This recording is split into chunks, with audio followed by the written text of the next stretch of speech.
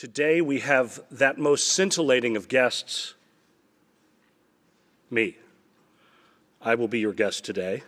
I might even interview myself a little bit later in the program, but that could get complicated, so we'll see how that goes. We don't want this to devolve into some sort of strange therapy session, so we'll take that as we will. But what I want to talk to you about today is a kind of interesting intersection. Let me give you a little bit of background. The third assignment for this class was intended to be a whole kind of essay on questioning the question, on challenging the problem that you're given, on trying to investigate what's really at play. But I think you guys have already done that a fair amount in the first two assignments, and so I didn't want to belabor that sort of central point. And I was unhappy that we did not have an assignment on experience design or an explicit guest on experience design this semester as we'd had in the previous semester when we taught this course.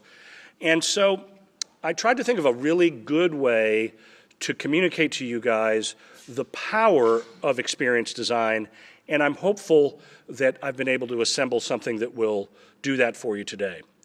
What we're going to talk about is going to start out as something that doesn't seem a lot like experience design, and that is memorials, a kind of short history of the types of memorials that exist in the world. Why would we do this, you might reasonably ask? Well, I was called upon by the chairman of our Board of Trustees several years ago to help the university think about how to do its Veterans Memorial. How many of you have seen the Veterans Memorial on campus? Great. I think it's very good. It's a very good memorial because it succeeds in kind of both ways that memorials work. One, as a kind of singular thing that you can recognize, and two, as a more intimate experience for people who have a more specific personal connection to someone who may have been lost. And as you may know, there's one side of the memorial that sort of faces the walkway that you all pass by all the time. But the back side of the memorial has a series of oversized dog tags that one can reach out and touch and feel and lift. And there is one associated with each member of the Northeastern community who has lost his or her life in a war. Well, the chairman of the Board of Trustees was very passionate about his desire to make sure that the Northeastern community appreciated, and that the broader community appreciated, the tremendous sacrifice of, frankly, a disproportionately large number of Northeastern students compared with other area universities over the course of all the conflicts of the 20th century. And so he was very interested in doing a memorial.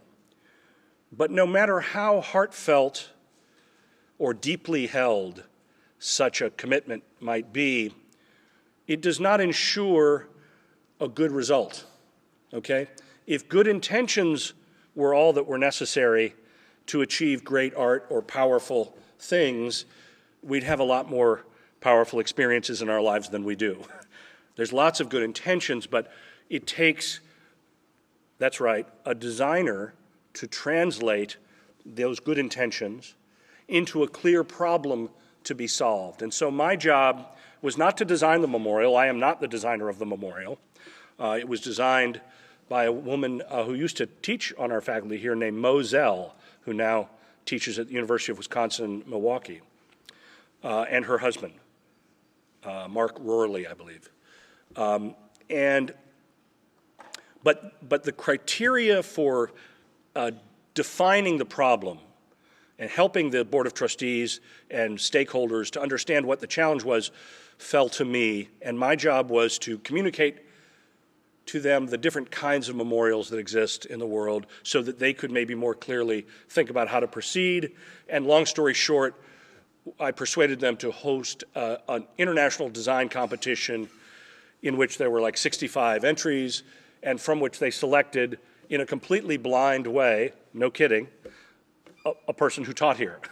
There were entries from all over the world, and the one who won happened to be a faculty member here. I'll leave it to you to decide whether that was corrupt or not, but actually it wasn't. It was quite surprising. So I'm going to talk to you about memorials, and you'll see in this talk how we migrate from different kinds of memorials that you may be very familiar with to things that are more experiential, that are more about one's experience. And you'll see what I'm talking about in a minute. And from that, we will segue into the power of experience design. And it is probably the single most significant aspect of contemporary design, really, especially as pertains to the business world, the commercial world, the world that you guys inhabit every day. So let's get started. The name of this talk is obviously Monumental Experiences, and it's about the intersection between sort of singular monuments and experience. So if we begin ancient memorials, as you know, you'll know all of these. You don't have to be an architecture student to know these. They tended to be massive, to be monolithic, singular, and they were usually burial grounds or ways to connect the death of a leader to the heavens. You have to understand, ancient people, everything about life was a complete mystery.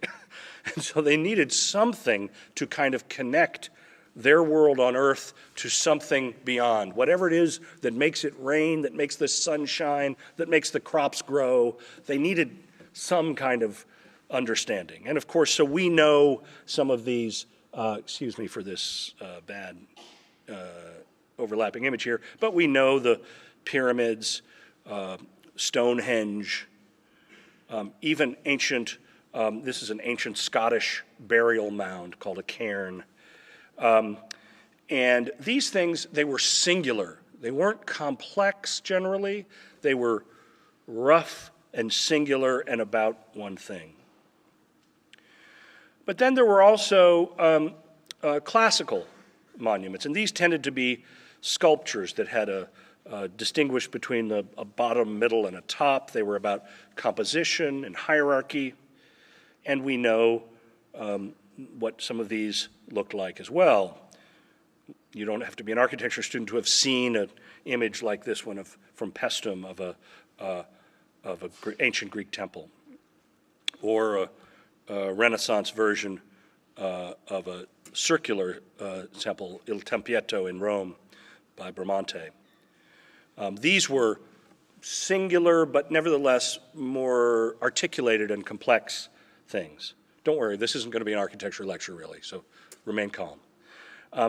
Next comes the idea of sculpture, that instead of simply memorializing a very simple relationship of burial to the heavens, the way a pyramid does. These would be about not just an abstract principle, but a real person.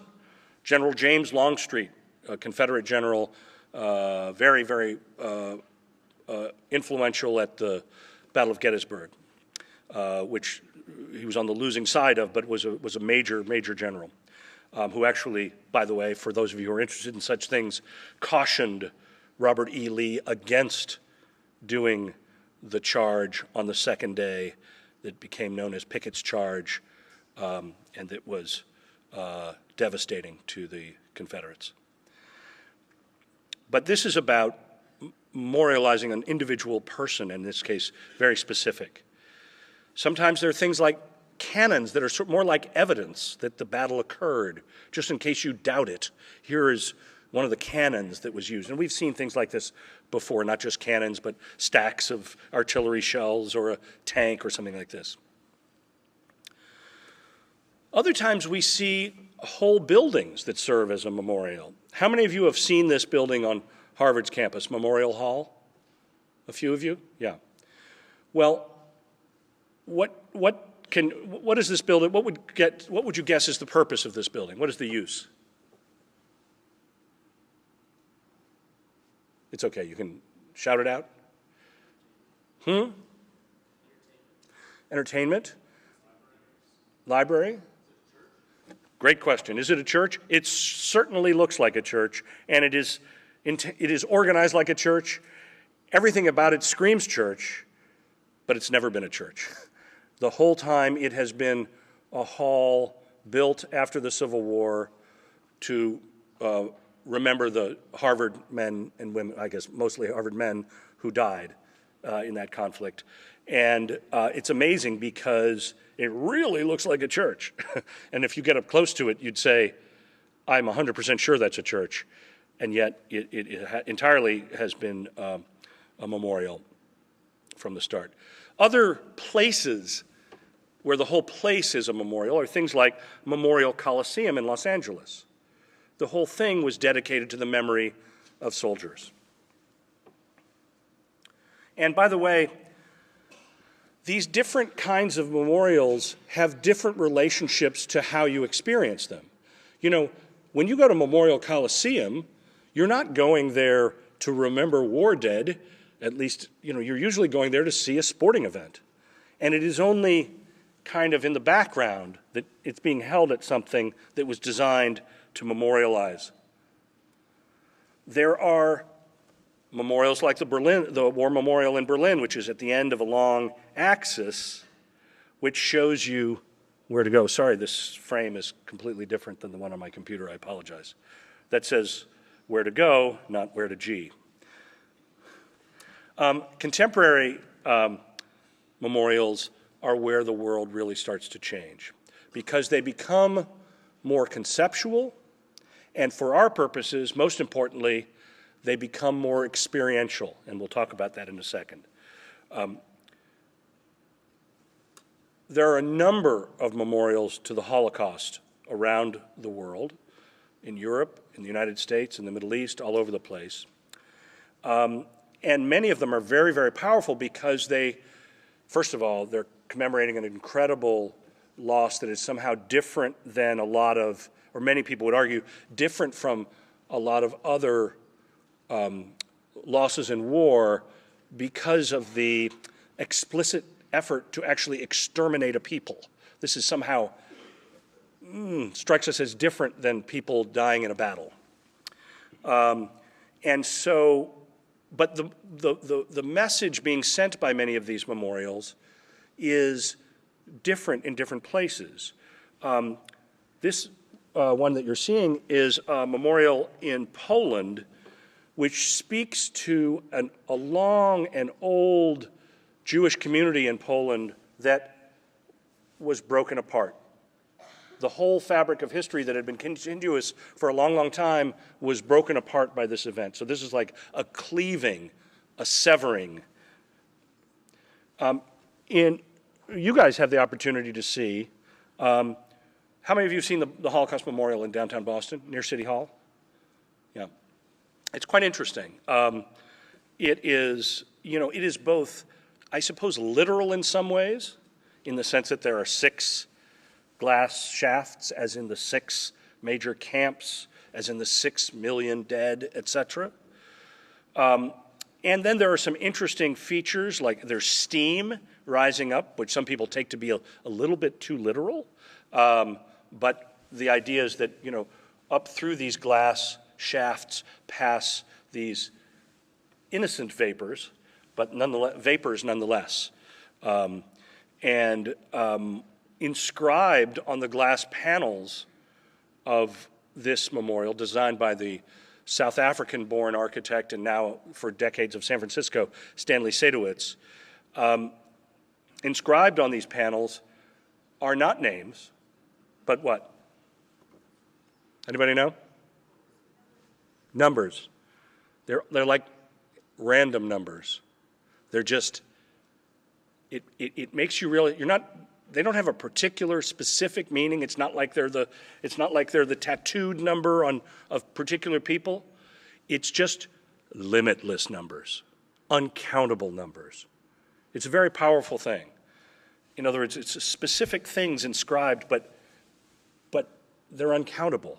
They make you comprehend, let's say, or they make you think about the incomprehensible nature or size of this loss. Gosh, I'm sorry, I've got real compositional issues here today. Apologize. But there are all kinds of other things that aren't even necessarily memorials, but that bear on this conversation. This is a land sculpture in Michigan. I think it's at the University of Michigan, by Maya Lin, about whom more later. But Maya Lin, the architect of the Vietnam Veterans Memorial in Washington, D.C. It's called Wave Field. And I think it's very powerful because, first of all, we're not used to seeing grass molded in this very specific way. And so it allows us to think about the landscape in a completely different way than we normally do. This is not a golf course. This is not a lawn. This is the embodiment in the earth of some kind of scientific phenomenon, which I think is really interesting. But it's also the waves and the sort of ripples and humps that they make in the landscape are also disturbingly like the size of a human being, of a grave. And we'll see more of that in a second, but it's a very powerful connection, I think. Again, I apologize for the bad composition here. This is the Berlin Holocaust Memorial. Now, mind you, Berlin and Poland had, let's say different roles to play. We're on different sides of this enterprise. The Holocaust Memorial in Berlin didn't get built until quite recently. There was a lot more time that had to pass before Berlin was ready to build its own memorial to the thing that was orchestrated and choreographed from Berlin. But they did, and they hired the American architect Peter Eisenman to design this incredible entire block in Berlin, right near the Reichstag and the center of the New Berlin, which is basically a giant landscape of sort of grave-sized stones. That is, they're about 3 or 4 feet wide by 8 or 10 feet long. But they vary in depth. What I mean by that is some of them are only sticking up about a foot or two off the ground, and you can sit on them like a bench. But then the ground starts to rise and fall. So as you walk between this grid of stones, you lose your way. In other words, sometimes you're much taller than the stones are, but then as you walk and the ground falls away, the stones become 14, 16 feet high, and you're walking in a tight grid of stones. It's kind of oppressive. It's kind of powerful. And I think it couldn't be a better memorial for Berliners to experience, because whatever one has told oneself about, well, it wasn't my town, or it wasn't my people, it wasn't my relatives who participated in this. Once you're in the memorial, which is a whole block, a whole city block, it's kind of hard not to feel like you're part of it. And I think perhaps, I don't want to read into the author's intentions, but perhaps the intention is that all of us need to be mindful of this kind of thing. And that even if we think we have a full perception of the land around us, we may not. So I think this is quite powerful. But then there are other, much more everyday kinds of memorials, which I think are really interesting. Not unlike the one at the LA Coliseum, where mostly we're going to a football or soccer game. Have you ever seen steps like this, steps up to something that have inscriptions on them, so that in the incredibly mundane, pedestrian, quotidian task of simply walking up the steps to a library or across campus, that you pass by these names or dates all the time? There's something very powerful about not making memorials a separate enterprise, like going to the battlefield at Gettysburg or going to the mall in Washington, I mean, not the shopping mall. But there's something very powerful about inserting these memories into everyday life. So with that, let's talk a bit about Maya Lin. Now, I think I shared a little bit about Maya Lin's Vietnam Veterans Memorial in my opening lecture. Is that right? Anybody recall that? Yeah. I don't know, man. That was a long time ago. Okay. Yes, I'm quite sure I did. So this is an image of the mall, or the key elements of the mall in Washington. The circle is, of course, where the dotted circle is where the Vietnam Veterans Memorial is located. And, at the far right is the U.S. Capitol, and at the top is the White House. And as most of you probably know, there is an incredibly rational logic to the most significant public space in the United States. That is the mall in Washington. And it is a cross. It's a cross. The vertical axis is the executive branch. You all remember this, right? 11th grade civics, or U.S. history or something, they must cover this. The vertical axis is the executive branch. The horizontal axis is the legislative branch. So the Capitol, the U.S. Capitol, where our crack legislators are at work again this week, is the horizontal axis. The executive branch, the White House, is the vertical axis, and where they cross is what?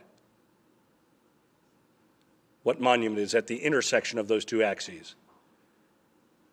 There you go, the Washington Monument, yes. It's almost at the intersection. Actually, the land at the actual intersection was too mushy, a technical term for not able to hold up the monument with the technology of the 19th century. So it's slightly off axis, but that's where it's intended to be. So that the so-called father of our country is memorialized at the intersection of the executive and legislative branches. Now, if this were a perfect diagram, of course, there would be the Supreme Court would be somewhere on this map, at least on these two axes. And then some would even say the free press would maybe occupy the fourth position, often called the fourth estate. People often refer to the free press in this country as the fourth estate. Alas, it did not get fleshed out fully like that, but the primary separation of powers between the executive and legislative branches are mapped on this land. So at the other end, at the left end of things, is not the Supreme Court or the Fourth Estate, but the Lincoln Memorial. And at the southern end, the bottom of the executive axis, is the Jefferson Memorial. So it's not perfect, but it is the sort of two axes that shape our, that map significance on this public space at the center of the nation. So why do I mention this? I mention it because it therefore matters where monuments are placed on the mall. There is a kind of hierarchy and legibility that emerges from their placement based on the story that underlies the plan of this place. And so the Vietnam Veterans Memorial is located, as you can see, it's not on either axis. It's kind of off. We'll have one, but it's not going to be at the center of things. By contrast, for example, the World War II Memorial, whose designer we had as a guest last semester, is on the primary axis it's on the legislative or horizontal axis at the other end of the reflecting pool from the Lincoln Memorial, if that makes sense. I don't know if I can, it's gonna be kind of hard. Okay, so there's Lincoln Memorial, and and the reflecting pool is right here. This is the reflecting pool. So the World War II Memorial is right here. But we're talking about the Vietnam Veterans Memorial, which is off to the side. So what to do about that? Well, Maya Lin, I have to say, by the way, was 20 years old when she designed this project. This was an international design competition, open to all, a blind competition. That is, the jury did not know the names of the participants, so it was, as fair as these things can be. I find it astonishing and an incredibly powerful thing about our country that this memorial was done much sooner than most. Most memorials take place a generation or two after the event. So, for example, the World War II memorial that was just finished a few years ago was finished, 50 years after the end of World War II, or more than that, 55 years, 60 years. Well, this was finished, or commissioned anyway, 5 years after the end of Vietnam. Our troops left Vietnam in 1975, and this competition took place in 1980 or 81. So very soon afterwards. And astonishingly, after this long land war in Asia, a young Asian woman won the competition, which I think is impressive. In any case, so she was an undergraduate student at Yale and won this global design competition. And her scheme was incredibly straightforward. It involved a reference to the Washington Monument, a reference to the Lincoln Memorial, but man, it didn't look like a monument. Didn't look like a monument at all. Where's the statue? Where's the obelisk? Where's the temple? Where's the single powerful thing? Well, this was a memorial to a different kind of conflict than previous ones. This was more ambiguous. There were people that were for it. There were people that were against it. There were lots of different views. There was not a single celebratory sense, whether correct or not correct, justified or not. The World War II memorial, by contrast, is pretty unambiguous in its celebration of the defeat of fascism. There's not a lot of people saying, gee, I wish it had turned out the other way, or at least if they think that, they don't say it in public very often. Most of the people in this country think it's World War II, unambiguous good, unambiguous good. Vietnam, circa 1980, not so much. Very uncertain where people stood, even then. So what exactly was this? Well, it was a very simple proposal. There would be two sloped walls, one pointing to, even though it's not on the axis, one wall would be pointing to Lincoln, the other to Washington, kind of imbuing this peripheral site with a more central importance by connecting to those important monuments. Oh, my goodness. I apologize for this horrible graphic design that really looked great on my computer. I apologize. But this, and I've asked you before, how many of you have been to the Vietnam Veterans Memorial? Okay. But even if you've been there, I hope you'll pay attention, because this is, I would argue, one of the richest pieces of public art and one of the richest public experiences in the United States. I say that because it's complex and has multiple readings available. First of all, of course, as you all know, the names are inscribed on the left, on the image on the left and on the walls. As you enter, it's barely a wall. You can barely notice it, right? It's just a tiny little curb. And then you keep walking, and slowly you lose your perspective. You lose your bearings. You can no longer see everything around you because the wall is higher than you are. You are perhaps descending into the unknown, into the term that was so popular at the time, the quagmire. We've now actually heard it used in some of our contemporary, there's some of the, if you read the papers, you'll hear people saying we don't want to go into the quagmire that is Syria or Iraq or whatever. This term really became popular in the United States during the Vietnam War, the notion that we're getting involved in something that we don't know enough about. So one of the questions, or among the questions that this memorial, I think, begs of the visitor, where are we? As in, I have lost my bearings. How did we get here? Who are these people? Are they all dead? What does this have to do with me? I think those are all questions that people, especially people who do not have a specific, they're not going to see the memory of their grandfather or their uncle or their husband or someone or wife or anything like this. Rather, a younger generation that doesn't have a direct connection and is being made aware of this event through the memorial. Well, I think it communicates a great deal, and it doesn't dictate one's response. I think there are multiple responses to this thing that are possible.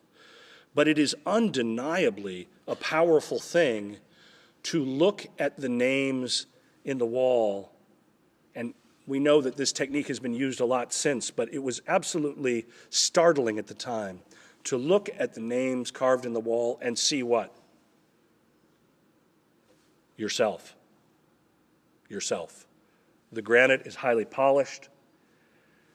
You look into the names, you're focusing on the names, and then suddenly you become aware that that's you. The names are sort of carved out of you. It's a very powerful thing. And so, if you look at here is somebody walking there to the memorial, and we see the formal connection to Lincoln. That red line goes straight to the head of a seated Abraham Lincoln in the Lincoln Memorial. But is this an affirmative memorial or a subversive one? And I think the power of it is that it is able to be both. There is no memorial that is more revered by veterans than this one that I'm aware of. So it's certainly not subversive in a way that would be offensive, I think. But is it affirmative? By that I mean, is it celebrating glory? I don't think so. Now, full disclosure, there is, as part of a compromise, a figurative statue of a soldier, a bronze soldier with a machine gun and bandoliers of bullets off to the side at this memorial because it was a little too abstract for the public to accept, or for some of the funders to accept at the time. And so rather than modify this incredibly simple design, they agreed to, and for those of you who've been down there, you probably know what I mean. They're off to the side, there's a bronze statue of an actual soldier, but it's not really connected to this wall at all. It was part of a compromise that was essentially a political compromise at the time. As a fun fact, the guy who paid for that figurative statue because he felt that the memorial was too abstract and too arty, was none other than H. Ross Perot. Do you all know who that is? H. Ross Perot? He's a successful business person who ran for president a couple of times. Just curious. Many years later after this. So there's a formal connection to Lincoln, and then there's the undeniable connection to the names of the dead. There's also a sense, I think, that this negative space, it's not a mound, it's not a monument, it's not a positive form in a traditional way, that it's also a kind of, it's like a gash in the nason's front yard. If any of you grew up in the suburbs, you probably know somebody, some reckless teen, surely not yourselves, but some reckless teen that you know who drove his car across someone's lawn in the attempt to, accelerate and dig up the person's lawn.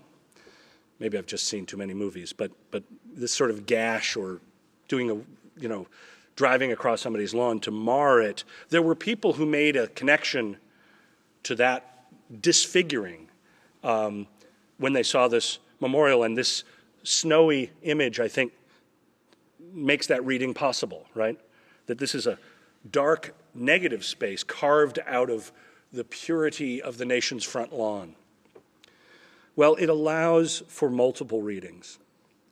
And one's experience of this memorial is what ties those readings to various stories. And it's on that point that I want us to kind of pivot now and move into experience design. And you'll be able to tell me in a little bit when I interview myself and you ask questions how successful this is. But let's review. The choices that Northeastern had to make, and this is circling back to the presentation that I had to make to the board about doing a monument in landscape or an excavation like the Vietnam Veterans Memorial. They could do a landscape, a thing like her wave field. They could do a wall. Maybe it could be part of the campus retaining walls like the MBTA wall. They could do a garden that spoke of living memory.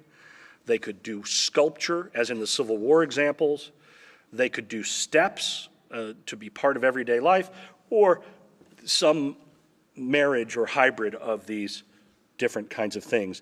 But the fundamental choice, in my view, was between a sort of monumental thing and an experiential thing. The question was, are you going to be able to experience this thing and not just observe it? If you think about it, most traditional monuments are things that you simply look at. You go and you look at the obelisk, or you look at the temple, or you look at something like this. But the Vietnam Veterans Memorial really, I cannot overstate its influence. It really changed the game, and it said that contemporary memorials really needed to be things that were experienced. And I would draw a direct line between that attention to experience and our much broader attention to experience that we now see in lots of other kinds of settings. So I'm going to try to outline a kind of experience map, which is the term we use. And spoiler alert, at the end of this, I'm going to make an introduction to the third assignment that will go live on Thursday. And I'm going to ask everyone in this room to produce an experience map. So attention. So what is an experience map? Well, what it really is, as we've alluded to previously, it's breaking apart an overall experience into a series of discrete, what I might call episodes. So in the Starbucks example, for example, we talked about how the first episode of your experience might be driving by and seeing the sign, then parking in a parking lot if it's a suburban one, then entering the door and what do you see, then going to get in line, what do you see there, then getting to the cash register and ordering, and what are your options, what's in your cone of vision, how do you interact, why are they still selling CDs, all of these questions are raised. Then you go over to another place and you wait for your drink if you've ordered something of any complexity. And you're waiting around, you're standing there, and then nearby there are people in comfortable furniture and at a long table, and they're talking, or at least they're all on their computers or doing some such. And there's a discrete set of experiences, all of which, about each one, you could have a positive or a negative response or multiple responses. So let's try to break up the Vietnam Veterans Memorial into a few pieces. So the first, of course, is simply the decision to visit. How do you arrive at that? What is your decision to visit? And by the way, in some ways, we could do an experience map of the Vietnam Veterans Memorial for a number of different clients, if you want. One might be the U.S. Park Service. I want to maximize the number of visitors. Another might be the United States Association of High School Civics Teachers, which might want to know how much, not just did they go, but did they learn anything? Do you know what I mean? And another one might be from the United States Association of Coffee Vendors. Did they buy things there? You know what I'm saying. You could map it according to any number of variables. Your definition of what is the question or what is the problem would always be relevant. But let's just break it down into a series of episodes, what I would call episodes. The first is the decision to visit. The second, let's say, is the arrival by bus, by bike, on foot. It's pretty hard to drive right to it and not break the law. Trying to locate it. This is actually pretty meaningful because, as we saw, this thing doesn't really look like a memorial in a way. If you didn't know what you were looking for, it's actually hard to, you know, when you go looking for the Jefferson Memorial, you can find it. It has a shape, it's white, it's tall, it's standing up against a backdrop of trees, sometimes cherry trees and so forth. You can really recognize it. This is a slice into the ground. How are you supposed to see that from a distance? You really almost have to follow signs or GPS or something, or a tour guide. Seeing a crowd or the figurative sculpture. This is where the figurative sculpture is actually maybe, if nothing else, simply a sign that says you're getting close. You all know what I mean by a figurative sculpture of a figure relating to a human figure. Where does it begin? This is going to be a very interesting question that I want to get back to in a second. Descending into the trench or the quagmire or the morass or whatever you want to call it. Engaging the names or a single name, and I think those are two different experiences. If I go looking for John Williams, who was killed in 1969, that's a very specific thing where I may have a guidebook that shows me how to find the name, and I have a very different experience. It's more like searching a catalog. Whereas if I'm going and I don't know a person, I might just be trying to understand, wow, there are way more people who died in 1968 than who died in 1962. That is one of the sort of lessons that you can learn, because that's how they're organized, by the way. Don't let me get off on a tangent, but my goodness, that is a whole big thing when it comes to memorials. Do you show the names of the dead? World War II doesn't. If you do, how do you organize them? Do you organize them by the state they came from, the way they would have in the Civil War? Or in this case, do you organize them by the year in which they were killed, or even the week, I think, that they're killed, which gives a kind of serialized, episodic nature to this memorial, a very linear, time-based nature to it, which isn't true of all memorials. Sometimes people make a rubbing, and I'm sorry, this is going to go beyond the, sorry. And then I have down here, seeing yourself. Sorry about this graphic design, I don't know what happened. Seeing yourself in the memorial, and then, of course, rising up and out of it. I'm sorry, you just have to take my word for it. Those things are also on the list. So, let's talk about mapping experience. Needless to say, there are lots and lots of places that do this. And for those of you, most of you are not design students. We know this. But for any of you, one of the big takeaways from this course is being comfortable with the term experience design and understanding that it is something that you can do. So, there are all kinds of companies that do it. Obviously, Starbucks does it very self-consciously, so that even when when the architectural layout or interior design layout of their stores differs radically, think the Starbucks at the airport versus the Starbucks in an urban neighborhood versus the Starbucks on campus versus the Starbucks at a mall versus the Starbucks, somewhere else. They have lots of different physical locations, to be sure, but the experience is pretty consistent, wouldn't you say? I think it is. In other words, I think they go to great lengths to try to communicate the same kinds of if you want values or experiences in all their locations. The Apple Store, it's like you're in a play, right? I mean, the Apple Store, if they can make the experience of shopping for a computer any more minimal, I would like to know how. Do you guys ever go to the one over on Boylston Street? Or there's one in the Cambridgeside Galleria Mall or some other places. You know, these places have gotten so minimal. It's like there's just beautiful graphics on the wall, a few silver boxes that you can buy, and that's it.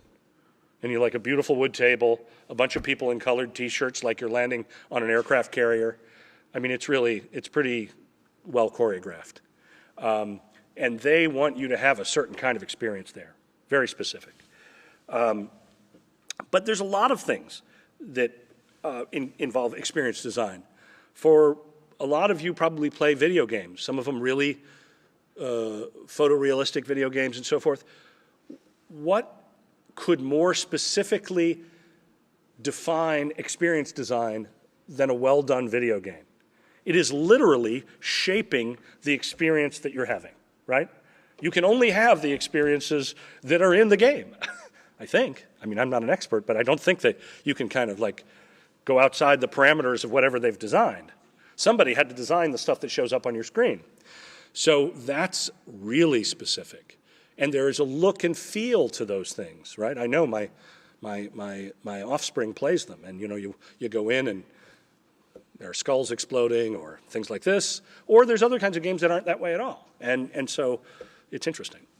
But there's a lot of things, and we've talked about some of them. Virgin Atlantic Airways is probably among the airlines that I'm familiar with, and I don't know the super high-end. There's a bunch of luxury airlines in Asia and the Middle East that I have not had direct experience with. Singapore Airlines is supposed to be fantastic, a lot of the others.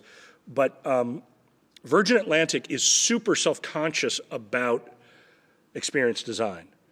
So, for example, they try to identify, you know, the whole experience from going online, buying a ticket, getting to the airport, getting through security, all these things. What are things they have control over? How can they brand those experiences so they're unique and special and hip? And they do it. Also, places like a casino, or, well, Disney. This is kind of like a casino for children. And then a real casino, which is for adults. These places are very much trying to define what your experience is like. Yes, they want you to spend a lot of money, but they think you'll do that because you'll really like being there. And why will you like being there? Because they thought about all the things that you would like to do. And they try to make sure that you can do them. And I think that is very much experience design. You know, in honor of the recent Nobel Prize going to the great Canadian short story writer Alice Munro. Who here has read an Alice Munro story? Really? Just one? Okay. You won't regret it. She is one of the greatest writers in the world. Just spectacular. And they're short stories, by definition. I really encourage you to read one. They're all good.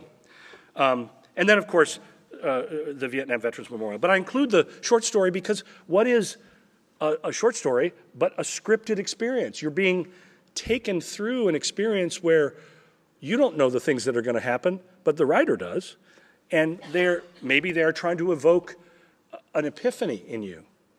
Maybe they are trying to evoke a response that is sentimental or patriotic or romantic or reflective, but they are scripting an experience for you. So let me give you some of the more real-world type examples. Because this is, you know, if you go to an interview and you're an engineer or you're in business and you know something about experience design, and you will, find a way to let that come up in conversation. Because this is really a high value-added part of today's economy. So this, oh, by the way, I should, in the interest of giving credit, these are notes from a woman who does a lot of this kind of work named Joyce Hostin. So these are not my examples, but hers.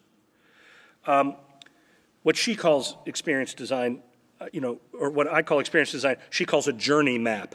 But you can see it's exactly the same thing. It is mapping out, in her case, because she does it mostly in terms of retail and websites and businesses, a customer. Mapping out a customer's experience through becoming aware of your product, building allegiance to it, various types of interaction that one has with the product, including using it, and making notes about what that experience is like from the perspective of the customer or the user. We're going to revisit our favorite word, one of our favorite words in this course, in just a second. But first, we're going to talk about the whole idea of experience as story. By that I mean there is an underlying story at Starbucks. There are perhaps multiple stories at the Vietnam Veterans Memorial. There are multiple stories probably at a Las Vegas casino. But they want to craft a series of experiences along using story as the narrative. Now, I love this. Empathy is not walking in another's shoes. First, you must remove your own.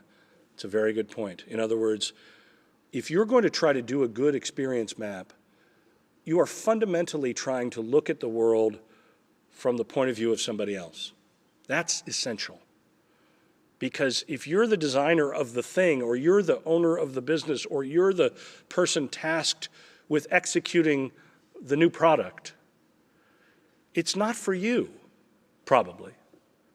It's for somebody maybe a lot like you, which is why they hired you to generate the product, but it's not you. It's somebody else.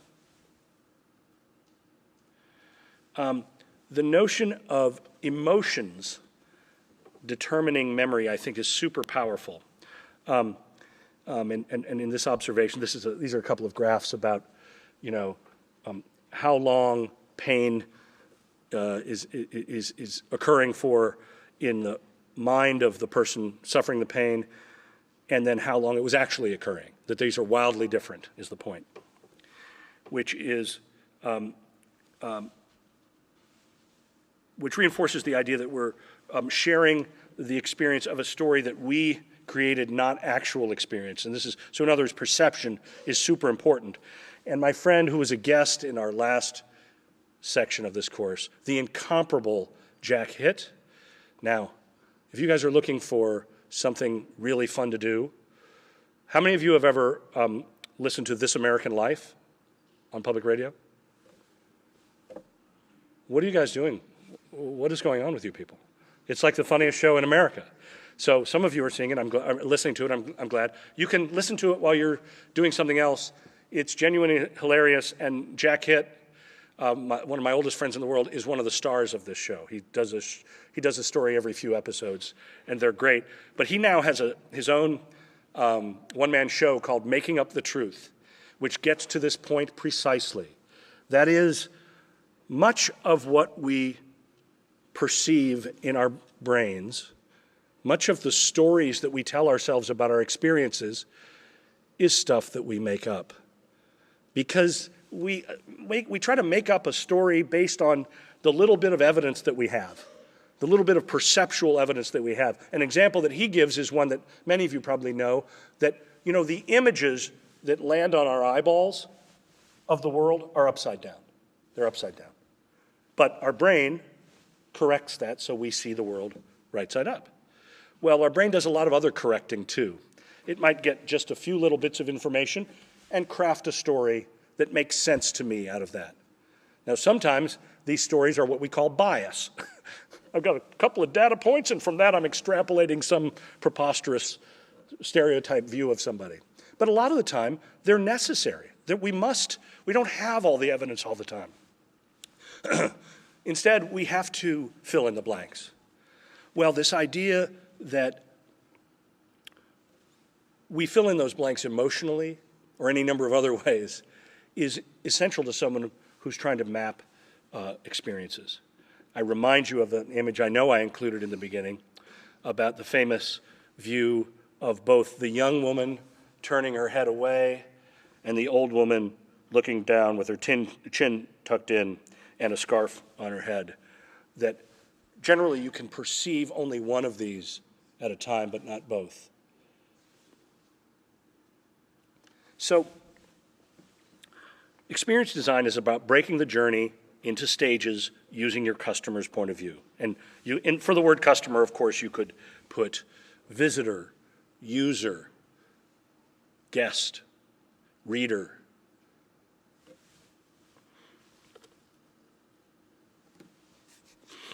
So, I'm going to show you how to do it, okay? Don't let anybody tell you didn't learn anything useful in this class, because I'm going to show you how to do experience design. The first thing is, as we've talked about, you've got to break it down. You have to break an overall experience into a series of pieces. And for the purposes of this course, let's call those pieces episodes. Think about an experience like, I don't know, a season of a show, and each little discrete piece of that experience is an episode. So you divide the overall experience into 8 distinct, different episodes. Number 3, be empathetic. Become the user, customer, or visitor.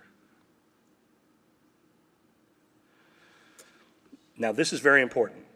Number 4, evaluate each episode for both its good and bad aspects. And you might say, well, wait a second, what are you talking about? How do I determine whether something is a good or a bad attribute? Well, I think you have to be clear about what the overarching story or intention or purpose of the overall experience is intended to be. So, for example, let's take Starbucks. You know, Starbucks has attempted to create a domestic, like a simulated domestic living room where you're friends with everybody. And so when you go have coffee, you're not just getting coffee, you're suddenly in a hip space with a bunch of people who are sort of your friends. I mean, they are trying to create a simulated domestic environment at their stores. Their stores do not look institutional.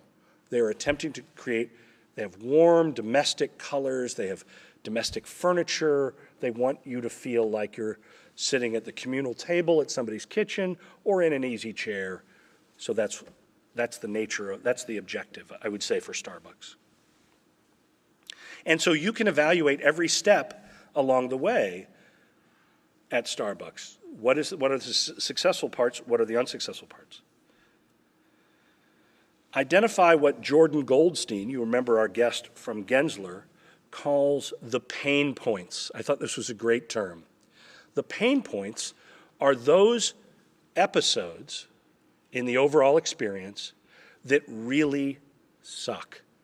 They're awful. They don't jibe with the intention at all. Like, I don't know, they're maybe a pain point at Disney. What's an obvious pain point if you go to a Disney park? Waiting in line. Everybody would say that, right? It's just horrific. One day maybe you'll have children, and maybe you'll make the mistake of taking them to Disney, as I did one time. And you just can't believe how long the lines are. You know, so they've come up with a variety of ways to try to mitigate this. None of them are really perfect, but they're very aware that this is like a catastrophic part of the experience. Everything else is going fine, and then suddenly you're waiting for 3 hours to go to Space Mountain. It's a disaster. And your child is crying. So you focus your attention on improving these points, as our friends at Disney, I think, are trying to do. And voila, you're an experience designer. It's that simple. Break it apart, analyze the different episodes for good and bad, find the ones that support the overall intention of the experience the least, or that hinder it or impede it, and focus. That's how you find out what your design problem is. That's how you identify a problem to solve. Okay? So now you do it. I want you, and you can remain calm. This assignment is going to go live on Thursday. You'll have a week to do it. First, you're going to select an experience with which you are quite familiar. So this can be anything for any of you. You can select a website, a video game, an airline, anything that you want. And please don't feel constrained by the suggestions I've made. I do want you to know enough about it and what its intention is. Like, for example, Virgin Atlantic Airways. I don't even know if I've ever flown on them, but I've been aware of their presence in airline terminals. You guys probably have too. And if you've just seen their ads, what would you say is their primary message they're trying to send? What's their story? Anybody? Come on, you can't be wrong. Youth and hipness, I would say. You got the guy, what's his name? Richard Branson. He's like 74, but he's got long hair and he jumps out of airplanes and he's constantly exuding a preposterous level of hipness. Virgin Atlantic is saying if you want to be hip, you should fly our airlines. If you're not flying our airlines, you're really not hip. That's a quality, everybody wants to be hip, so that's a great kind of overarching story. And everything they do tries to be a little bit irreverent or not playing by traditional rules, but hip, young and hip. That's their story, I would say. Provide a detailed description of the overall experience and each of the 8 to 12 episodes within it. So you're going to divide an experience into 8 to 12 chunks, and you want to provide a bit on what is the intention of the experience, that is sort of what is the story, and then describe each of the points, each of what I've been calling episodes. Whoops. And then the rest is a mystery. What I want you to do is create a simple chart. So there's going to be a narrative part of this and also a part that's probably best done in Excel. Now what you could do is dump the Excel into a Word document or make it all a PDF, whatever you want to do. But Excel is a good.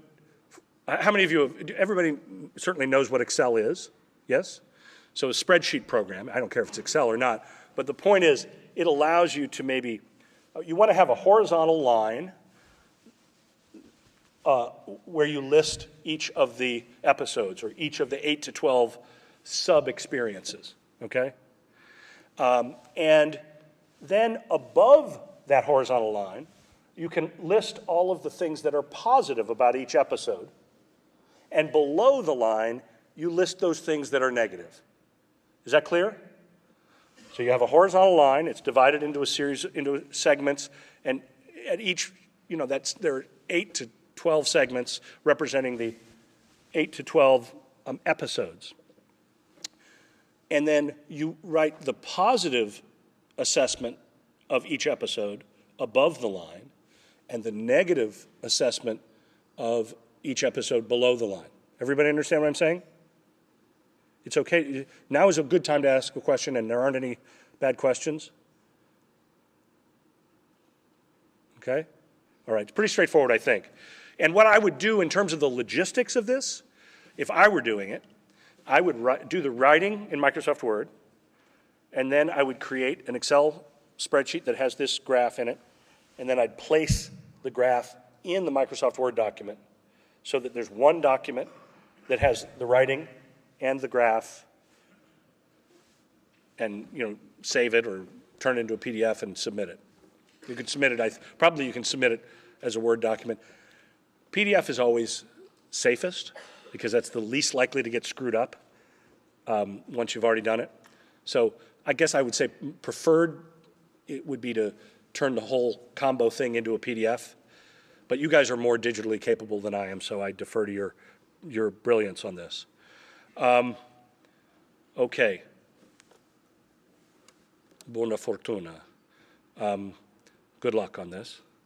Now, I'm not going to interview myself. I think that's kind of ridiculous. But I will entertain any questions that you all have. I can just do it from here. It's totally fine.